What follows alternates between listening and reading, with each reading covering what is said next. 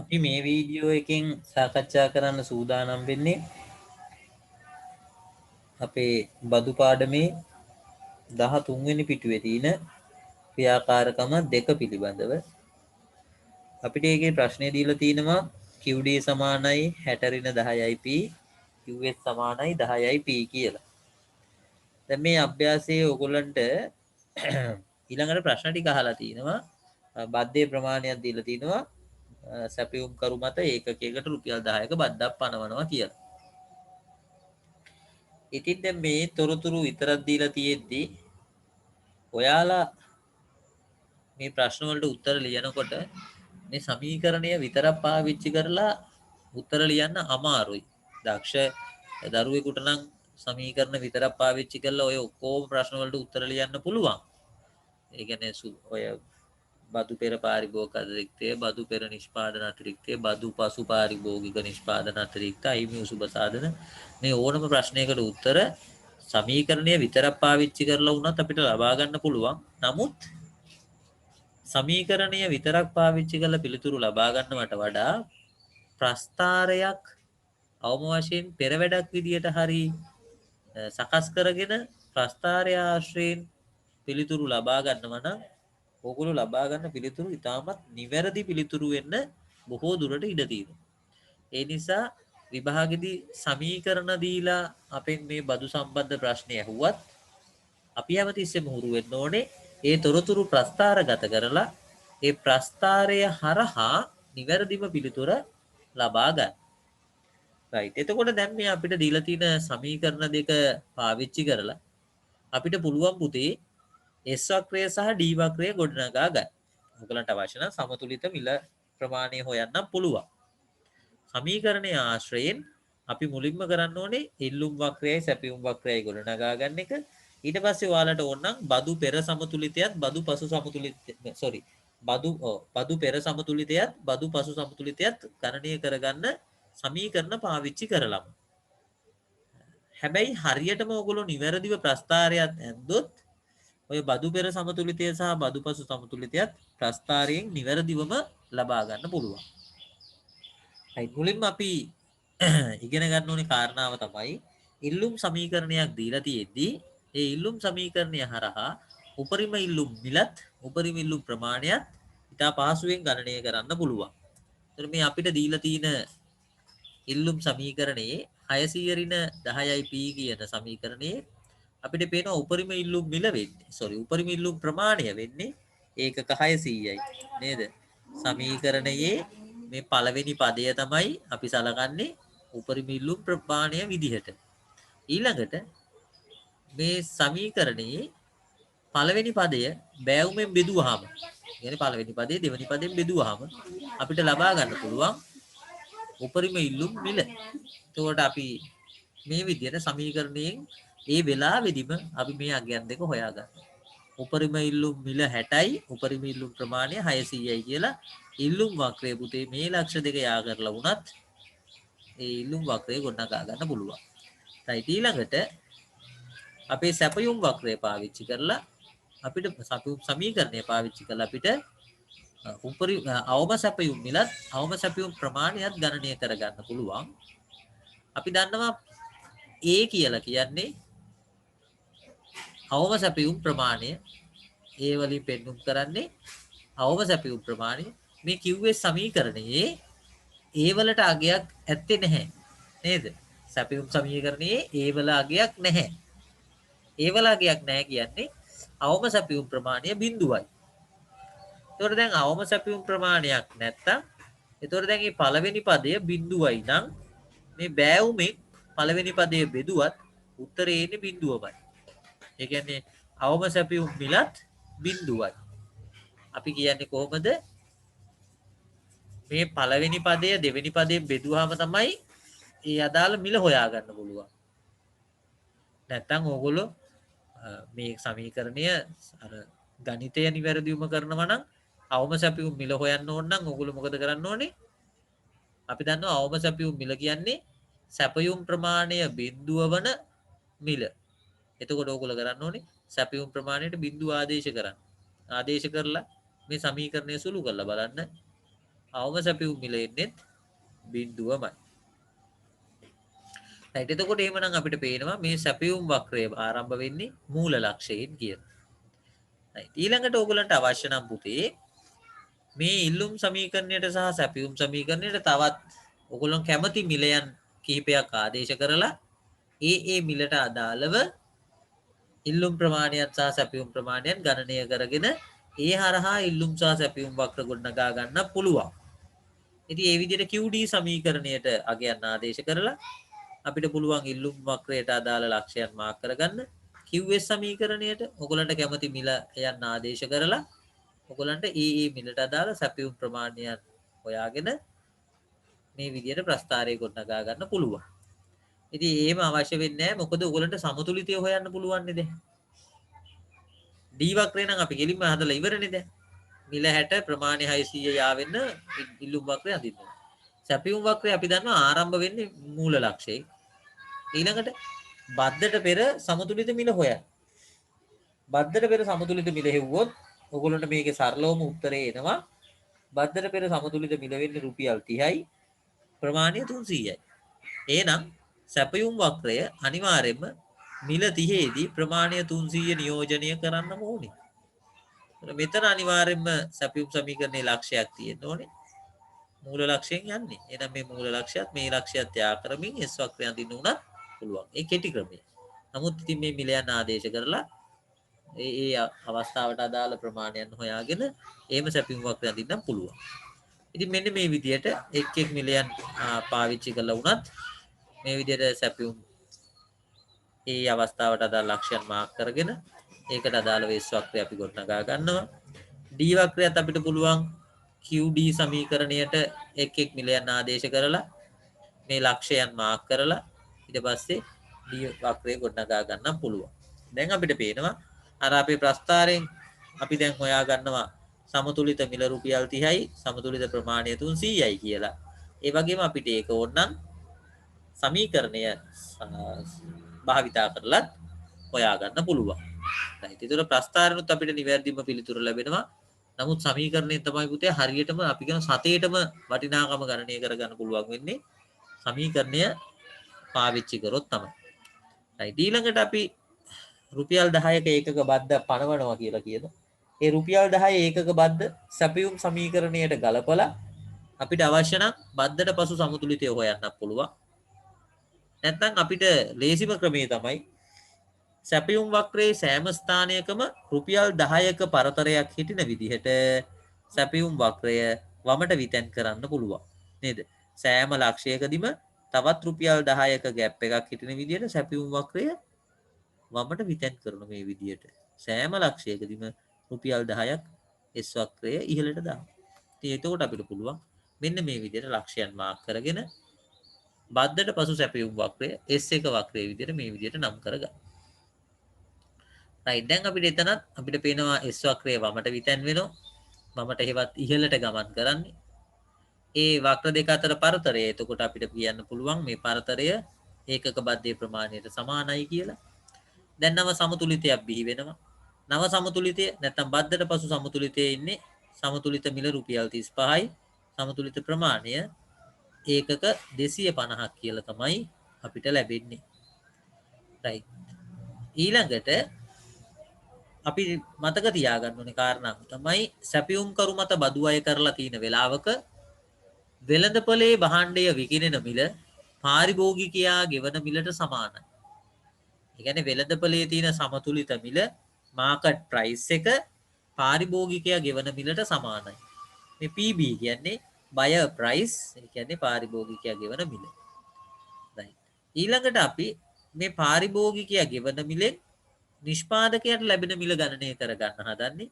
දැන් බද්දක් අය කරාට පස්සේ පාරිභෝගිකයා ගෙවන සම්පූර්ණ මුදලම නිෂ්පාදකයාට ගෙදර ගෙනියන්න බෑ. නැත්නම් තමන්ගේ පෞද්ගලික ප්‍රයෝජනෙට නැත්නම් තමන්ගේ පෞද්ගලික ආදායමක් විදියට මේ මුදල එහෙමම සලකන්න බෑ.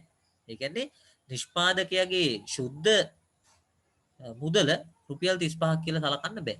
හේතුව තමයි සැපියුම් කරුට බද්දක් පනවලා තියෙන්නේ. ඒතර පාරිභෝගිකයා නිෂ්පාදකයාගේ අතට රුපියල් 35ක් දෙනවා. ඒ දෙන 35 රුපියල් 10ක බද්දක් නිෂ්පාදකයා රජයට ගෙවන්න බැඳිලා ඉන්නවා. එතකොට පාරිභෝගිකයා නිෂ්පාදකයාගේ අතට රුපියල් 35ක් දීලා ගියාට නිෂ්පාදකයාට ඒ 35ම භුක්ති විඳීමේ හැකියාවක් නැහැ. 35න් එයා රුපියල් 10ක් රජයට බදු විදියට ගෙවනවා. අන්න එතකොට එයාට ලැබෙනවා ශුද්ධ වශයෙන් රුපියල් 25ක්. ඒ නිසා අපි දැන් මේ කරන්න හදන්නේ පාරිභෝගිකයා දුන්නු රුපියල් 35න් ඒකක බද්දේ ප්‍රමාණය අඩු කරනවා. ඒ අඩු කරාට පස්සේ අන්න අපිට ලැබෙනවා නිෂ්පාදකයට ශුද්ධ වශයෙන් ලැබෙන මිල. නිෂ්පාදකයට ශුද්ධ වශයෙන් භුක්ති විඳින්න පුළුවන් රුපියල් 25ක් විතරයි. නේද? ඒක අපි කියනවා PES එකත් සප්ලයර් ප්‍රයිස් එක නිෂ්පාදකයට ලැබෙන මිල. ඊළඟට අපි මේ හරහා ගන්න තොරතුරු වල සාරාංශය අපි මේ ඉදිරිපත් කරන්නේ. පද්දර පෙර සමතුලිතය අපිට දැන් නෝට් එකේ අහලා තියෙන ප්‍රශ්නයක් විදිහට ඒක අපිට උමනා නම් සමීකරණ භාවිතා කරලා වුණත් මේ පිළිතුර ලබා ගන්න පුළුවන්. නැත්නම් ප්‍රස්තාරයෙන් වුණත් ලබා ගන්න පුළුවන්. බද්දර පෙර සමතුලිත මිල රුපියල් 30යි සමතුලිත ප්‍රමාණය එකක 300යි කියලා එනවා. ඊළඟට බද්දර පෙර නිෂ්පාදක අතිරික්තය අපි සාකච්ඡා කරන්නේ. බද්දර පෙර නිෂ්පාදක අතිරික්තය හැමතිස්සෙම අපි මතක තියෙන්න ඕනේ නිෂ්පාදක අතිරික්තය කියන්නේ නිෂ්පාදකයට ඒ මොහොතේ ලැබෙන මිලයි එයාගේ S වක්‍රයයි අතර පරතරය. නිෂ්පාදකයට ඒ අවස්ථාවේ ලැබෙන මිලයි එයාගේ S වක්‍රයයි අතර පරතරය. දැන් බලන්න මේ බද්දට පෙර නිෂ්පාදකයට රුපියල් 30ක් ලැබෙනවා. නේද? එයාට රුපියල් 30ම භුක්ති විඳින්න පුළුවන්. ඒ රුපියල් 30ත් එයාගේ S වක්‍රයත් මේකනේ S වක්‍රය එයාගේ. එමනම් එයාගේ X වක්‍රයත් අතර මෙන්න මේ පරතරය තමයි නිෂ්පාදක අතිරික්තය කියන්නේ. ඉතින් මේ ත්‍රිකෝණේ වර්ගඵලය ගණනය කරන එක තමයි අපි මේ සිද්ධ කරන්නේ. එතකොට අපිට පේනවා මෙතන 30 තියෙනවා. මෙතන බිඳුව තියෙනවා. එතකොට උස වෙන්නේ 30යි. මේ පැත්තට අපි පළල බැලුවොත් මෙතන ඉඳන් මෙතෙන්ට ඊය තියෙනවද? මෙතන ඉඳන් මෙතෙන්ට 300ක් තියෙනවා. මේ ඒ විදිහට අපි අගයන් ආදේශ කරනවා. 30න් බිඳුවක් අඩු කරනවා. ඒ කියන්නේ මේ යගේ අඩු කළා මේ උස ගන්නවා. ඊට පස්සේ වැඩි කරනවා 300න් බෙදනවා 2කින්. ඒට උත්තරේ 4500ක් විදිහට තමයි අපිට ලැබෙන්නේ. එහෙනම් බද්දට පෙර නිෂ්පාදක අතිරික්තයේ විදිහට අපිට පෙන්වන්න කරන්න පුළුවන් රුපියල් 4500ක්. ඉතින් උත්තරේ විතරක් ලියා ගන්න හදන්න එපා මේ 4500යි කියලා. මේ විදිහට ලස්සන්ට සූත්‍රය සිංහලෙන් ලියලා ඊට පස්සේ මේ විදිහට අගයන් ආදේශ කරලා මේ උත්තරේ ගන්නවා නම් වඩා හොඳයි. සූත්‍රය ලියා ගන්න අමාරුම නම් අඩුම ගානේ මේ විදිහටවත් අගයන් ආදේශ කරන්න. ඊට පස්සේ මේ අවසාන පිළිතුර ලබා ගන්න. ඊළඟට අපි සාකච්ඡා කරන්නේ බද්දට පෙර පාරිභෝගික අතිරික්තය. පාරිභෝගික අතිරික්තයේ තේ දේම තමයි තියෙන්නේ. ඕනම අවස්ථාවක පාරිභෝගික අතිරික්තය ගණනය කරන්නේ පාරිභෝගිකයා ගෙවන මිලයි එයාගේ D වක්‍රයයි අතර පරතරය. පාරිභෝගිකයා ගෙවන මිලයි එයාගේ D වක්‍රයයි අතර පරතරය පාරිභෝගික අතිරික්තයේ විදියට සලකනවා. මේ තියෙන්නේ අන්න ඒ පාරිභෝගික අතිරික්තය කියලා සලකන ප්‍රදේශය. දැන් මෙතන ඉඳන් මෙතෙන්ට දිග ගන්න ඕනේ. මෙතන 60, මෙතන 30. එහෙනම් 60න් 30ක් අඩු කරලා තමයි මේ දිග ගන්නෙ. ඉතින් මේ විදිහටම ලියලා තින මේ 60න් 30ක් අඩු කරලා දිග ගත්තා. වැඩි කරනවා පළලි. මෙතන ඉඳන් මෙතෙන්ට තියෙන පළල. මේ පළල කොච්චරද? 300යි. 300ෙන් වැඩි කරා ත්‍රිකෝණයක් නිසා දෙකෙන් බෙදුවා. ඒවනම් බද්දට පෙර පාරිභෝගික අතිරික්තය එන්නේ රුපියල් 4500යි. ඊළඟට අපි සාකච්ඡා කරන්නේ බද්දට පෙර ආර්ථික අතිරික්තය පිළිබඳව. බද්දට පෙර ආර්ථික අතිරික්තය කියන්නේ මේ නිෂ්පාදක අතිරික්තයේ පාරිභෝගික අතිරික්තයේ දෙකේම එකතුව. ඉතින් මෙතන ලියලා තියෙන්නේ ඒක පුතේ. මේ තියෙන්නේ බද්දට පෙර නිෂ්පාදක අතිරික්තය. මේ තියෙන්නේ බද්දට පෙර පාරිභෝගික අතිරික්තය. සිංහලෙන් ඕනනම් ඒක එහෙමම ලියත හැකියි. ඉතින් බද්දට පෙර පාරිභෝගික අතිරික්තයයි බද්දට පෙර නිෂ්පාදක අතිරික්තයයි එකතු කරාම බද්දට පෙර ආර්ථික අතිරික්තය ලැබෙනවා. මේ තියෙන්නේ සම්පූර්ණ ත්‍රිකෝණය අන්නේ ආර්ථික අතිරික්තය. රයිට් ඒකේ උත්තරේ රුපියල් 9000ක් වෙනවා. ඊළඟට බද්දට පස්සේ සමතුලිතය ගැන අපි සාකච්ඡා කරන්නේ. බද්දට පස්සේ S වක්‍රය වමට විතැන් වෙලා දැන් සමතුලිත මිල වෙන්නේ රුපියල් 35යි. ඒක තමයි පාරිභෝගිකයා ගෙවන මිල වෙන්නේ. වෙළඳපොලේ මේ වෙලාවේදී වීගෙන එන්නේ ඒකක 250යි. ඒක තමයි නව සමතුලිත ප්‍රමාණය වෙන්නේ. ඉතින් බද්දට පසු සමතුලිතය අපිට මේ විදිහට ඉදිරිපත් කරන්න පුළුවන්. ඔයගොල්ලන්ගේ නෝට් එකේ මේ ප්‍රශ්නයත් මුල්ම හරියේදී අහලා තියෙනවා. ඊළඟට මුල්ම හරියේදී තව අහලා තියෙනවා බද්දට පස්සේ පාරිභෝගිකයා ගෙවන මිල සහ බද්දට පස්සේ නිෂ්පාදකයා ගෙවන මිල. ඒකත් මේ ප්‍රස්තාරයෙන් පැහැදිලිව පෙන්눔 කරනවා. ඒවත් ඔයගොල්ලෝ පිළිතුරු ලියන්න ඕන. ඒවත් මේකෙත් ඊට පස්සේ පැහැදිලි කිරීම කරනවා. right. ඊළඟට අපි සාකච්ඡා කරන්නේ බද්දට පස්සේ නිෂ්පාදක අතිරික්තය පිළිබඳව.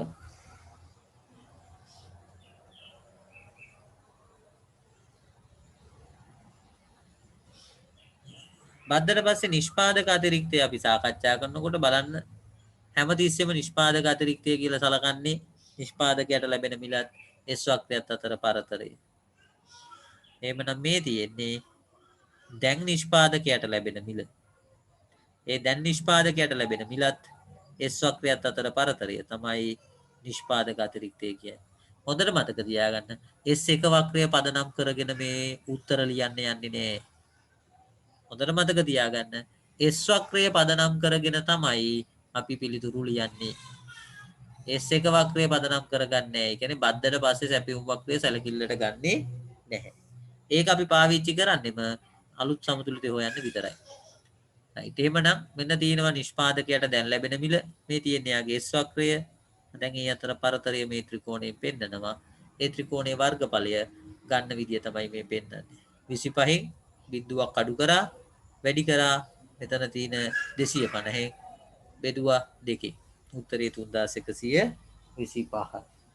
ඉතින් මේ විදිහටම ඔයගොල්ලොත් පිළිතුර ඔයගොල්ලන්ගේ නෝට් එකේ ලියා ගන්න. අර ලියන්න පුළුවන් දරුවෙක් ඉන්නවා නම් මේවැ සිංහල වචනත් ඒ කියන්නේ සූත්‍රය සිංහලෙනුත් ලියලා ඉන්න.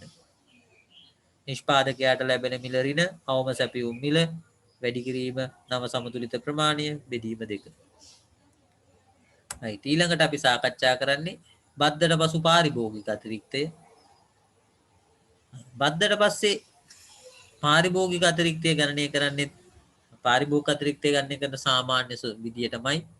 පාරිභෝගිකයා මේ අවස්ථාවේ ගෙවන මිලත් D වක්‍රයත් අතර පරතරය තමයි පාරිභෝගික අතිරික්තය වෙන්නේ.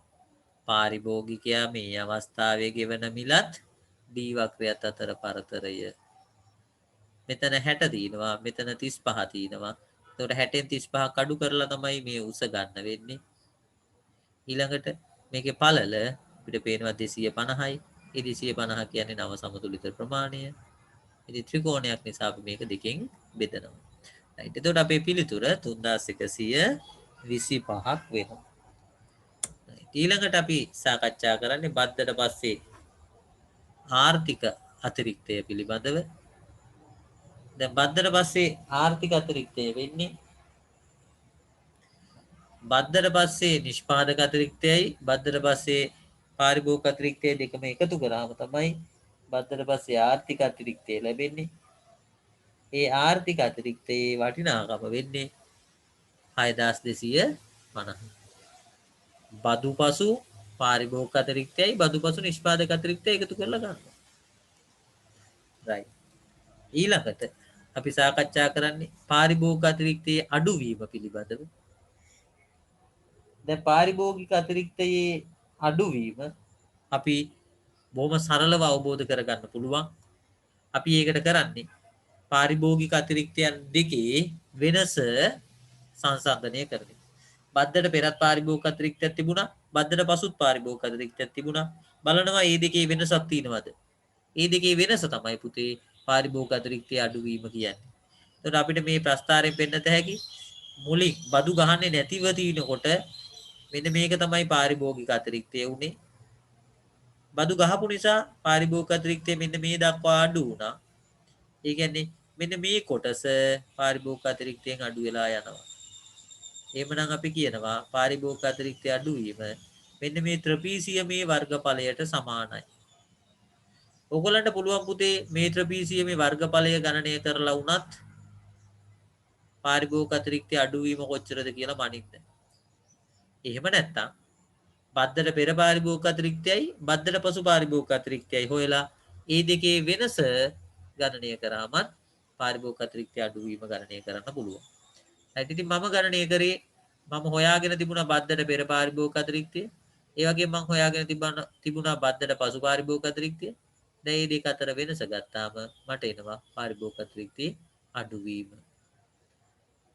ඊළඟට අපි සාකච්ඡා කරන්නේ පාරිභෝගික අතිරික්තයේ අහිමි වෙලා යන කොටස. දැන් මෙතනදී අපි කියන්නේ පුතේ පාරිභෝගික අතිරික්තය යම් කිසි ප්‍රමාණයකින් අඩු වෙනවා. අපි කලින් ඒක පෙන්නුවා. ඒ පාරිභෝගික අතිරික්තය අඩු වෙලා යන කොටසින් එක කොටසක් ඒ ටික රජයට ගලාගෙන යනවා. ඒ කියන්නේ පාරිභෝගික අතිරික්තයෙන් අඩු වෙලා ඒ ටික රජයට එකතු වෙනවා. ඒ රජයට මෙන්න මේ කියන හතරස් කොටුව එකතු වෙනවා පුතේ. පාරිභෝගික අතිරික්තයෙන් අඩු වෙලා ගිහිල්ලා රජයට එකතු වෙනවා.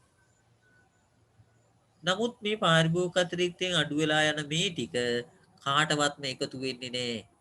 ඒ කියන්නේ මේ ටික සමස්ත ආර්ථිකයෙන්ම අයින් වෙලා යනවා. සමස්ත ආර්ථිකයෙන්ම මේ කොටස අයින් වෙලා යන නිසා අපි මේකට කියනවා පාරිභෝගික අතිරික්තයේ අහිමි වීම කියලා. අහිමි වීම කිව්වහම පුතේ වෙන කාටවත් ඒක ගිහිල්ලා නැහැ. ඒක අපි කියන්නේ නිකන් වාෂ්ප වෙලා ගියා වගේ වැඩ. ඒතර මේ ත්‍රිකෝණයේ වර්ගඵලය ගණනය කරාම අපිට පාරිභෝගික අතිරික්තයේ අහිමි වීම කොච්චරද කියලා බලා ගන්න පුළුවන්. ඉතින් මේ පැත්තට මම උස හොයාගෙන තියෙනවා 35න් 30ක් අඩු කරලා. මේ පැත්තට පළල මම හොයාගෙන තියෙනවා 300යි 250යි අතර වෙනස ගණනය කළා. 300ෙන් 250ක් අඩු කරා. මේ පැත්තට 35න් 30ක් අඩු කරා. දැන් මේක ත්‍රිකෝණයක් නිසා දෙකෙන් බෙදුවා. 35න් 30ක් අඩු කරලා 300ෙන් 250ක් අඩු කරලා ඒ උත්තර දෙක ගුණ කරනවා. දිග පළලින් ගුණ කරා.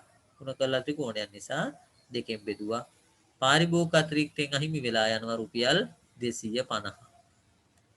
right ඊළඟට නිෂ්පාදක අතිරික්තයේ අඩුවීම අපි සාකච්ඡා කරන්නේ.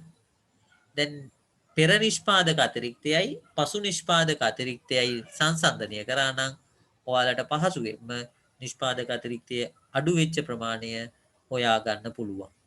ඉතින් මම මේ ලියලා තින්නේ බද්දට පෙර නිෂ්පාදක අතිරික්තය ඍණ බද්දට පසු නිෂ්පාදක අතිරික්තය. අන්නේ දෙක අතර වෙනස නිෂ්පාදක අතිරික්තයේ අඩුවීම වෙනවා. right ඒ අපි සාමාන්‍යයෙන් ගණනය කරන ක්‍රමය.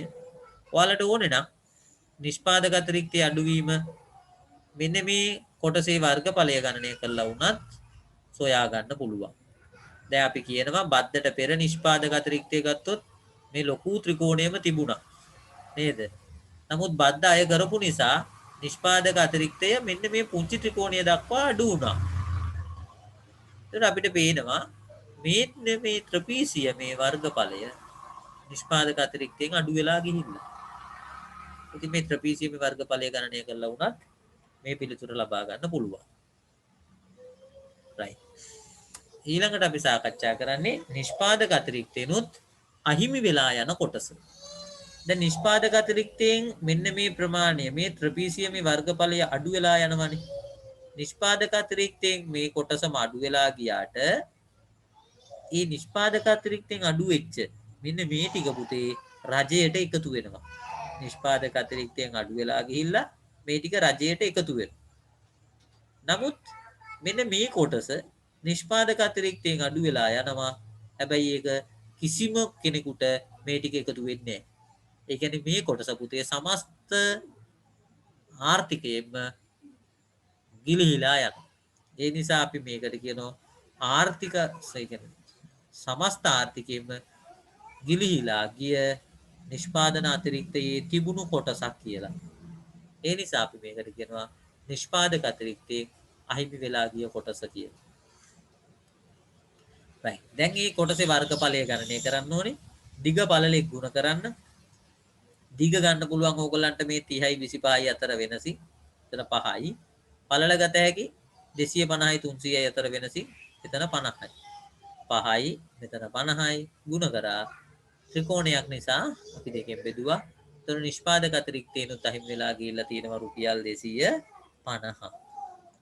right ඊළඟට අපි සාකච්ඡා කරන්නේ ආර්ථික අතිරික්තයේ අඩුවීම. මතක තියාගන්න. ආර්ථික අතිරික්තයේ අඩුවීම කියන්නේ එකක්. ආර්ථික අතිරික්තයේ අහිමි වීම කියන්නේ තව එකක්. රයිට්. ආර්ථික අතිරික්තයේ අඩුවීම කියන්නේ පුතේ පෙර ආර්ථික අතිරික්තයයි පසු ආර්ථික අතිරික්තයයි අතර වෙනස. රයිට්. අපි ගණනය කරා බද්දට පෙර ආර්ථික අතිරික්තය 9000ක් තිබුණා. බද්දට පසු ආර්ථික අතිරික්තය 6250ක් තිබුණා. බද්දට පෙර 9000යි බද්දට පසු 6250යි. ඒ කියන්නේ බද්ද නිසා ආර්ථික අතිරික්තය අඩු වෙලා තිනවා 2750ක්. එතකොට මේක සිංහලෙන් ලියවල යන්නේ කොහොමද? බද්දට පෙර ආර්ථික අතිරික්තය ඍණ බද්දට පසු ආර්ථික අතිරික්තය. ඒ සූත්‍රයක් විදිහට එහෙම ලියන්න පුළුවන්. ඉතින් මම සරලවම ඉලක්කම් විදිහට ආදේශ කරලා අරගෙන තියෙනවා. ඊළඟට අපි කතා කරන්නේ අහිමි වූ සුබ සාධනය. එහෙමත් නැත්නම් අපි මේකට කියනවා පුතේ ආර්ථික අතිරික්තයේ අහිමි වීම කියලා. ආර්ථික අතිරික්තයේ අහිමි වීම කිව්වත් එකයි අහිමි වූ සුබ සාධනය කියලා කිව්වත් එකයි. right. දැන් බලන්න අපිට මේ ප්‍රස්ථාරයෙන් පෙන්눔 කරලා තිනවා මෙන්න මේ කොටසේ වර්ගඵලය තමයි අහිමි වූ සුබ සාධනය කියන්නේ. මේ ගණන් 3-4ක් අදද්දි මේ කොටස නිකම්ම පේනවා. මේ තමයි අහිමි වූ සුබ සාධනය කියන්නේ. ඉතින් ඒක අපි කලිනුත් මේ කොටස් දෙකක් විදිහට සාකච්ඡා කරා නේද? අහිමි වූ සුබ සාධනය කියන මේ ත්‍රිකෝණයේ මේ උඩ කොටසට අපි කිව්වා අහිමි වූ පාරිභෝගික අතිරික්තය කියලා. නේද? ඒ කියන්නේ පාරිභෝගික අතිරික්තයෙන් අහිමි වෙලා ගිය කොටස. මේ තියෙන්නේ නිෂ්පාදක අතිරික්තයෙන් අහිමි වෙලා ගිය කොටස. එහෙනම් මේ අහිමි වූ සුබ සාධනය හැදිලා තියෙන්නේ නිෂ්පාදක අතිරික්තයෙන් අහිමි වෙලා ගිය කොටසත් පාරිභෝගික අතිරික්තයෙන් අහිමි වෙලා ගිය කොටසත් කියන කොටස් දෙකේම එකතු වේ. right. ඉතින් මේකේ වර්ගඵලය ගණනය කරාම හරිය ඕගොල්ලෝ කැමති විදියකට මේ උස ගත්තොත් පුතේ අපිට පේනවා මෙතන ඉඳන් මෙතෙන්ට උස තියෙනවා 10ක්. ඒ 10 කියන්නේ ඇත්තටම මේ S වක්‍ර දෙක අතර පරතරය නේද? ඒ කියන්නේ පුතේ මේකේ කියන්නේ ඒකක බද්ධ කියලා මේ. S වක්‍ර දෙක අතර පරතරයෙන් පෙන්වන්නේ ඒකක බද්ධ. මේ ඕනනම් මේක සිංහලෙන් ලියත හැකි මේ තියෙන ඒකක බද්ධ වැඩි කරන්න ඕනේ මේ පැත්තේ තියෙන පළලි. ඒකක බද්ධ ගුණ කිරීම සමතුලිත ප්‍රමාණයන් අතර වෙනස. නේද? අපිට එහෙම ලියත හැකි මේ සමතුලිත ප්‍රමාණයන් අතර වෙනස.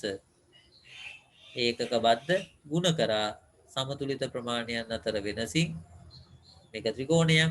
ඒ නිසා බෙදුවා දෙකකින්. එතකොට අපිට පිළිතුර ලැබෙනවා මේ පිළිතුරේ පොඩි වෙනසක් තියෙනවා මට පේන විදියට. නේද? මෙතන ඉන්නේ 50යි 50 10න් වැඩි කරාම 500යි 500 දෙකෙන් බෙදුවම උත්තරේ එන්න ඕනේ 250යි කිය. එතකොට ඕගොල්ලන්ගේ ඉලක්කම් වල සමහරක් කරලා පොඩි වෙනසක් වෙයි. අහිමි වූ සුබ සාධනීය සම්පූර්ණ පිළිතුර එන්න ඕනේ 250යි. නමුත් ඔයාලගේ කලින් පිළිතුරු වලත් බලන්න පොඩ්ඩක් ටයිප් කරද්දී පොඩි වැරද්දක් මට පේන්න වෙලා තියෙනවා.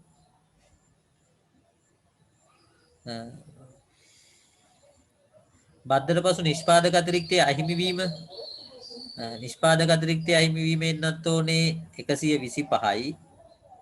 පාරිභෝගික අතිරික්තයෙන් අහිමි වෙලා ගිය ප්‍රමාණය පාරිභෝගික අතිරික්තයේ අහිමි වීම ඒක එන්නත් ඕනේ 125යි. ඒ දෙකේ එකතුවේ පුතේ අහිමි වූ සුබ සාධනය එන්නත් ඕනේ. ඒ දෙකේ එකතුව 250ක් විදිහට තමයි එන්නේ. ඒ නිසා මම හිතන්නේ එතන අර දෙකෙන් බෙදෙන එක පොඩ්ඩක් අමතක වෙලා තිනවා. ඒක හදාගන්න. මෙතනත් අහිමි වූ සුබ සාධනය එන්න ඕනේ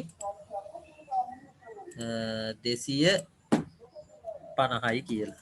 ওই විදිහට තමයි උත්තරේ එන්න ඕනේ 500 නෙමෙයි ඈ. ඒක පොඩ්ඩක් හදාගන්න. එතන පොඩි වැරදීමක් සිද්ධ වෙලා තියෙනවා. right. ඊළඟට අපි බලමු අපිට මොකක්ද තියෙන්නේ කියලා ගානේ.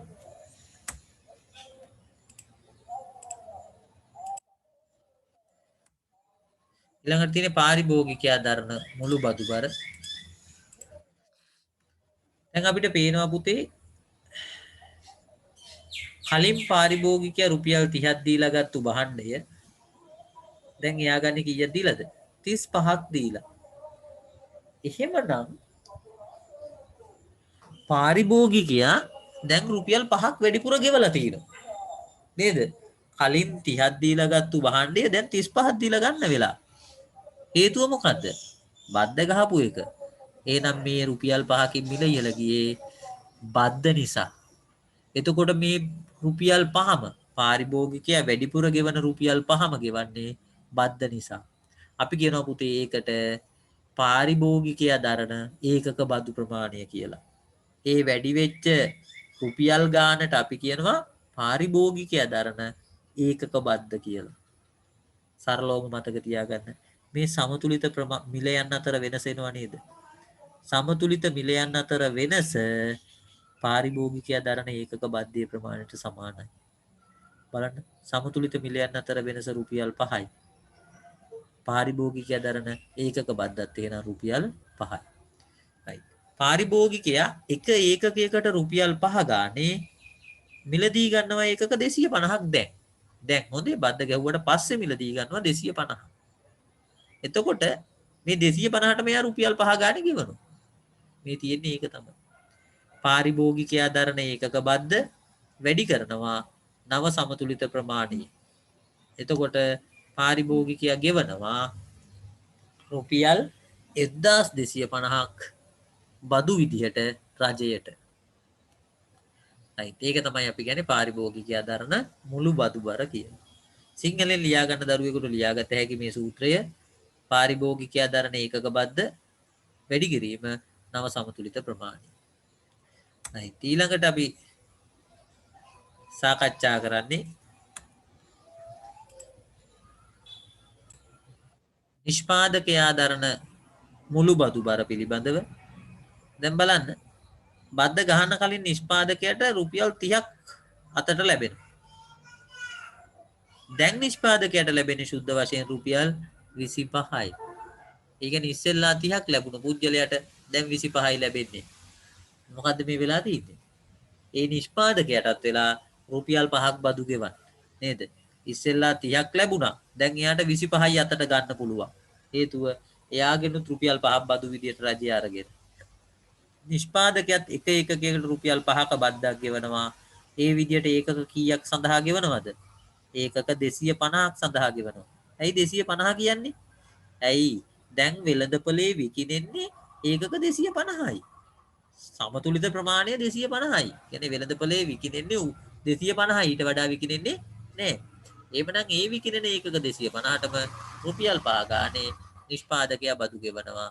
ඒතර නිෂ්පාදකයාගේ මුළු බදු බර වෙන්නේ 1250.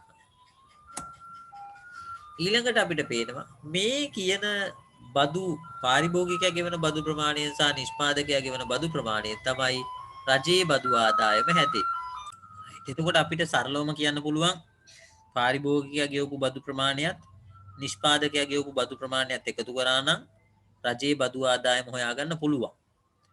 ඊට වඩා සරල ක්‍රමයක් තියෙනවා එකපාරින් හොයන්න පුළුවන් ක්‍රමයක්. ඒ තමයි රජයේ විසින් ඒකකයකට අය කරන බද්ද අපි ගණනය කරගන්න. අභ්‍යාසයේ බොහෝ දුරට ඒක දෙනවනේ. රජයේ විසින් එක ඒකකයකට අය කරනවා රුපියල් 10ක බද්දක්. රජයට විකුණන සෑම ඒකකයකටම රුපියල් 10 ගානේ ගෙවන්න ඕනේ. දැන් වෙළඳපොලේ කොච්චරක් විකුණනවද? දැන් විකුණන්නේ 250යි. මේ විකුණන ඒකක 250ටම ඒකකයකට රුපියල් 10 ගානේ රජයට බදු ගෙවන්න ඕනේ. එහෙනම් එකකට 10 ගානේ 250කටම කොච්චර ආදායමක් රජයට ලැබෙනවද? මෙන්න මේ හතරස් කොටුවෙන් එක පෙන්නනවා නේද? ඒතර ඒකක බද්ද මේ තියෙන්නේ නව සමතුලිත ප්‍රමාණය. ඒකක බද්ද වැඩි කිරීම නව සමතුලිත ප්‍රමාණය රජයේ බදු ආදායම වෙනවා 2500යි කියලා. ඔයාලගේ නෝට් එකේ තව ප්‍රශ්න දෙකක් ඉතුරු වෙලා තිනවා නේද? පාරිභෝගිකයා දරන ඒකක බදු ප්‍රමාණය බදු ප්‍රමාණය දැන් අපි කිව්වා ඉලක්කම නම් රුපියල් 5යි. ඒක එහෙම එකපාරට ලියන්න එපා පුතේ. ඉස්සරහෙන් ලියන්න පාරිභෝගිකයා දරන ඒකක බදු ප්‍රමාණය සමානයි සමතුලිත මිලයන් අතර වෙනස කියලා. සමතුලිත මිලයන් අතර වෙනස කියලා ලියලා ඊට පස්සේ යට තීරුවේ යට පේලියේ රුපියල් 35 ඍණ රුපියල් 30 කියලා දාලා සමානයි රුපියල් 5යි කියලා පිළිතුර ලියා ගන්න. මොකද එක පාට රුපියල් 5යි කියලා දානවට වඩා අපි ටිකක් මේ අවබෝධයෙන් යුක්තව මේ පිළිතුරු ලබා ගත්තා කියලා විභාගෙට පෙන්නන්න ඕනේ. ඒ නිසා එතන සමතුලිත මිලයන් අතර වෙනස කියලා ලියලා 35 ඍණ 30 කියලා දාලා සමානයි රුපියල් 5යි කියලා පිළිතුර පෙන්නන්න. ඒ වගේම නිෂ්පාදකයා දරන ඒකක බදු ප්‍රමාණය කීයද කියලාත් අහනවා නේද? නිෂ්පාදකයා දරන ඒකක බදු ප්‍රමාණය. එතනදිත් ඔයාලා එතෙන්ට ලියන්න මෙන්න මේ සූත්‍රය. යටේ තියෙන හිස්පේලියේ මෙහෙම ලියන්න. ඒකක බද්ද ඍණ පාරිභෝගිකයා දරන ඒකක බද්ද. ඒ තමයි සූත්‍රය. ආයෙ මම කියන්නම්. ඒකක බද්ද ඍණ පාරිභෝගිකයා දරන ඒකක බද්ද. යටින් අගයන් ආදේශ කරන්න. ඒකක බද්ද අපි දන්නවා රුපියල් 10යි. 10 ඍණ 5. පාරිභෝගිකයා දරන්නේ 5යිනේ. ඊළඟට සමානයි. එhmenan අවසාන පිළිතුරත් රුපියල් 5යි. ඒ විදිහට ඔයාලට පුළුවන් මේ අභ්‍යාසයේ ඔක්කොම ප්‍රශ්න වලට පිළිතුරු ලියන්න. අර මම කියපු ඒ වැරදිච්ච තැන හදා ගන්න ඕනේ. පාරිභෝගික අතිරික්තයේ අහිමිවීම සහ නිෂ්පාදක අතිරික්තයේ අහිමිවීමේ අර සුළු කිරීමේ විතරක් පොඩි ගැටලුවක් ඇවිල්ලා තියෙනවා. ඒ දෙකටම එන්න ඕනේ රුපියල් 125 කියන පිළිතුර. අහිමි වූ සුබ සාධනය නම් අපි පිළිතුර ආයෙ මං හදලා පෙන්නුවා. ඒ නිසා මං හිතනවා දැන් මේ ප්‍රශ්නේත් ඔයගොල්ලන්ට පැහැදිලි ඇති කොහොමද අපි පිළිතුරු ලබා ගන්න කියලා.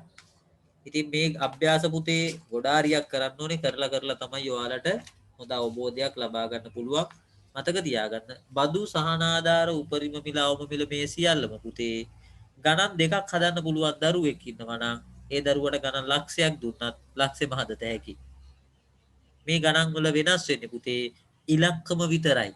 ගාන හදන ක්‍රමය, සූත්‍රය, ප්‍රස්ථාරය අඳින ක්‍රමය, ප්‍රස්ථාරේන උත්තර ටික කිසිම දෙයක් වෙනස් වෙන්නේ නැහැ. වර්ගඵල අපි බැලුවොත් පුතේ හැම ගානකම වර්ගඵලය ගන්න එකම ක්‍රමයට. ඒ නිසා මේ පාඩම තුන්වෙනි පාඩම ලකුණු 20න් 20 ගන්න පුළුවන් පාඩමක්. ඒකින්ද හොඳට බදු පාඩම ඔළුවට දාගන්න. බදු පාඩමෙන් සහනාධාර පාඩමත් ලේසියෙන්ම අවබෝධ කරගන්න පුළුවන්. එහෙනම් මේ වීඩියෝ එක මම මෙතනින් ඉවර කරනවා. මේ අභ්‍යාසය තේරුණ මදි නම් ආපහු පාරක් වීඩියෝ එක ප්ලේ කරලා මේක බලලා හොඳ අවබෝධයක් ලබා ගන්න.